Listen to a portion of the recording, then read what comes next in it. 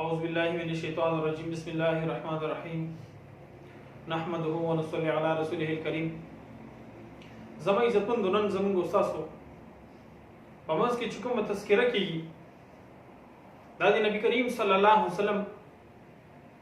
هغه تعلیم دی چې موږ تاسو ته نبی علیه الصلاۃ والسلام کوم د مسلمان د عیادت په وجه باندې کوم اجر او ثواب ملاویږي نبی علیه الصلاۃ والسلام صحابه کرام رضی الله تعالی عنهم اجمعین ته په دې باندې خوشخبری ورکړي چې کوم انسان د بل مسلمان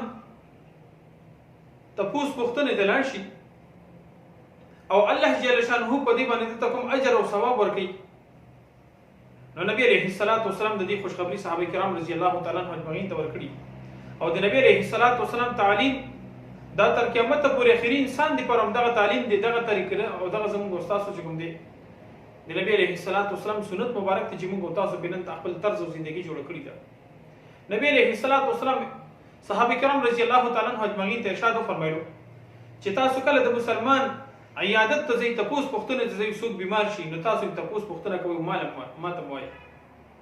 نبی علیه الصلاۃ والسلام مبارک په خپل باندې د مریض عیادت ته تللو زمونږ استاد طرز او طریقه د نبی علیه الصلاۃ والسلام طرز او طریقه د زمکو د اسمان فرق لري چې موږ تاسو د یو مریض تپوس ته ځو چې زمونږ استاد په دل دماغ کې د کومې خبرې احساس وي موږ تاسو د انسانیت په تور باندې د مریض تپوس ته وځو موږ تاسو د مسلمانۍ یو حق چې کوم دا ادا کوو د مسلمان تپوس ته وځو ځکه نبی کریم صلی الله علیه وسلم صحابه کرام رضی الله تعالی عنهم اجمعین چې وکړه بیمار شو نبی علیه الصلاۃ والسلام بلاړو او عیادت پې کولو صحابه ته نبی علیه الصلاۃ والسلام ارشاد فرمایلو ستاسو نه مسلمان بند کله بیمار شي او د عیادت ته کوم مسلمان لاړو د سحر نواله تر ماخامه پورې 70000 فرښتې د پر دعاګانې کوي او څوک ماخام لاشي تر سبا پورې 70000 فرښتې د مغفرت دعاګانې د لپاره کوي دا آسان کار نه دی فرښتې دا د الله تعالی نورانی مخلوق دی او فرښتې چې د چا لپاره دعا کوي د فرښتو په دعاګانو کې رد کېدل چې کوم نه دانشته دي مونږ تاسو کنن په دنیا کې د مسلمان تپوس تمزونو د دنیا سلالش موزه سره په مخ راغستې وي مونږ به د هغه سړی تپوس کوو چې کوم سړی سبا زما په کار باندې راځي یا دغه سړی سبا زما تپوس کوي یا د دې سړی نه زما بل څه مفاد وي یا به دا سړی زما رشتہ دار وي یا به زما دوست وي دغه په وجه باندې مونږ تاسو زو او دغه تپوس وکړو الله تعالی علم دی چې په دغه ټیم باندې د دې سړی په زړه کې د کومې خبرې احساس دی چې دغه تپوس دي یو د نبی کریم صلی الله علیه وسلم طرز او طریقې وي چې نبی علیه الصلاۃ والسلام مبارک په کله د یو مریض تپوس ته تللو د صحابه رضی الله تعالی عنهم اجمعین ته د دې خبرې چې کوم د تعلیم ورکولو چې تاسو زین دی الله تعالی د رضا لپاره ځي الله جل شانه په دې باندې تصور کوي نبی علیہ الصلوۃ والسلام مبارک چې وکړه د بیمار تپوس لاړو نو نبی علیہ الصلوۃ والسلام د تسلی په وجه باندې نبی علیہ الصلوۃ والسلام د محبت او د شفقت په وجه باندې د مریض په سر باندې بیلاس کې خودلو او نبی علیہ الصلوۃ والسلام وکړه د هغه نبض باندې لاس کې خودلو او نبی کریم صلی الله علیه وسلم با اکثر دغه مریض ته دا خبره کوله وی بل چې ان شاء الله الله رب عزت پتا ټیک او ته صحت ترکی کله نبی علیہ الصلوۃ والسلام ارشاد فرمایلو مریض ته به د دې خبرې چې کوم دی په زړه کې امینه محبت پیدا کړو چې الله رب عزت په ستاد دغه بیماری ستاد لپاره د ګناونو کفاره چې کوم دی دا وګرځي تا په پاک دا د نبی علیہ الصلوۃ والسلام طریقې دي دا د نبی علیہ الصلوۃ والسلام د هغه امت لپاره یو تعلیم مونږ تاسو نن څه خبرې کوو نبی علیہ الصلوۃ والسلام به صحابه ته فرمایي کله چې تاسو د مسلمان ورور ته پوس تلاشي نو هغه ته وایي چې موږ ته دعا وکړه ځکه حضرت عمر رضی الله تعالی عنہ د دې حدیث راوی دی فرمایي چې نبی علیہ الصلوۃ والسلام موږ ته ارشاد فرمایلو چې تاسو کله دعا ته یو مریض ته پوس تلاشي نو هغه ته چې دعا وکړي ځکه د مریض دعا د بیماری په حالت کې پشان لکه د فرښتو د دعا پشان باندې او نبی علیہ الصلوۃ والسلام با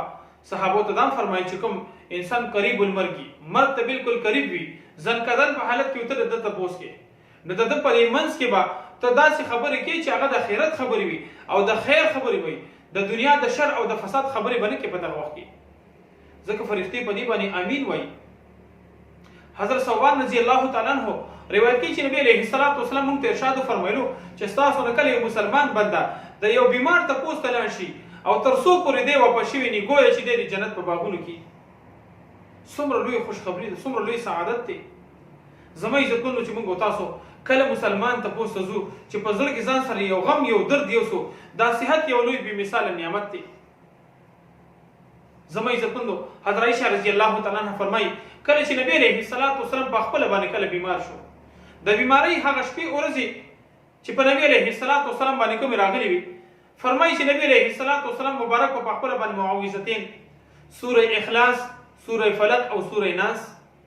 دا به نبی علیه الصلاۃ والسلام ام معمول دا چې دا به لستلو په لاسونو باندې به دم کو په تمام موجود باندې به لاس کوم د راخ کولو چې کوم د پورې لاس رسیدلو. کله چې نبی علیه الصلاۃ والسلام بیماری دا ډېره زیاته شوله نو نبی علیه الصلاۃ والسلام مبارک باندې با حضرت عائشہ رضی الله تعالی فرمایي چې ما به دغه صورتونه وي او په لاسونو باندې به دم کړ او بیا په نبی علیه الصلاۃ والسلام مبارک باندې چې کوم د لاس راخ کولو. نن موږ تاسو څه کوو؟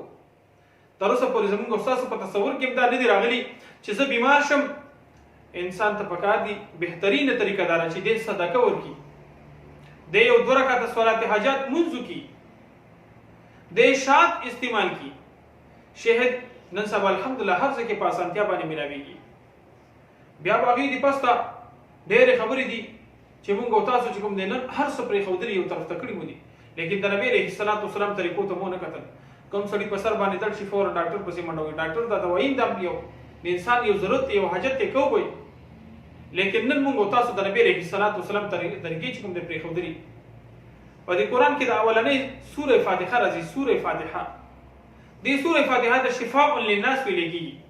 چې تمام امت انسانیت ته پر الله رب عزت په دې سوره فاتحه کې شفاء یې خودري ده. پکاردار څوک بیمار شي 41 پیری سوره فاتحه په وایا او وو باندې دم کا او بوس کا دغه سي پسند باندې دم کا. الله رب عزت زموږ استاد لپاره قران دا د تمام ژوندۍ اصول لپاره یو هن چې کوم دار وستې دي. الله تعالی موږ تاسو په قران کې تمام قوانین درکې خودلې دي. نن موږ تاسو بالکل د الله تعالی کلام نه اړو څخه خبردار نشو، نه مو هغه راوغستل مخې ته مو کې خودلو، نه مو د نبی علیه الصلاۃ والسلام مبارک طریقې وکړلې چې موږ تاسو دا پته ولګي چې آیا موږ تاسو څه کول پکار دي. نبی علیه الصلاۃ والسلام صحابه کرام رضی الله تعالی عنهم اجمعین د تعلیم ورکولو. کله تاسو یو مسلمان ته پوښتنه راشي او هغه د ځن کدن په حالت کې څه پکوي، نبی علیه الصلاۃ والسلام مبارک ارشاد فرمایلو چې تاسو هغه ته د کلمه طیبه چې کوم دغه تلقین کوي. بل یو روایت کې راځي نبی علیه الصلاۃ والسلام ارشاد فرمایلو تاسو چې کوم یو تاسو نو کوم یو کس بیمار شي او د ځن کدن حالت تورسي سوره یاسین وسره وایي تاسو چې په دغه دوران کې په د باندې الله رب عزت دغه ځن کدن دا سخت دا اسانه کی. نن موږ تاسو څه کوو؟ حضرت سعد بن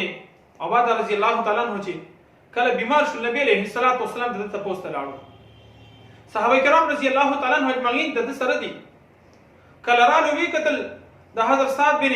عبادہ رضی الله تعالی عنہ حالت انتهایی ډیر زیات چکم دی دا سختو. نبی علیہ الصلوۃ والسلام مبارک دستور نوخ کې روان شي. حاضرین ټول په جړه باندې شو. نبی علیہ الصلوۃ والسلام ته ارشاد فرمایل چې جړه ما جړه په دوه قسمه باندې را. یو قسم هغه جړه ده چې کله ضرورت تکلیف ورزيږي دغه په وجه باندې د سترګو نه اوخ کې روان شي، دا غیر اختیاري ده. په دې کې د انسان څخه اختیار ده نشته. الله جل شانه په دې باندې انسان ته سزا نه ورکوي په دې جړه باندې. یو هغه جړه ده چې په جړه سره د جبنا الفاظ وځي او هغه الفاظ دا بهوده الفاظ بهوده کلمات تخلین اوځي. الله رب عزت په دغه جړه او په دغه الفاظ باندې انسان ته کوم د سزا ورکوي. یو دا چې کله انسان ضرورت تکلیف ورسیږي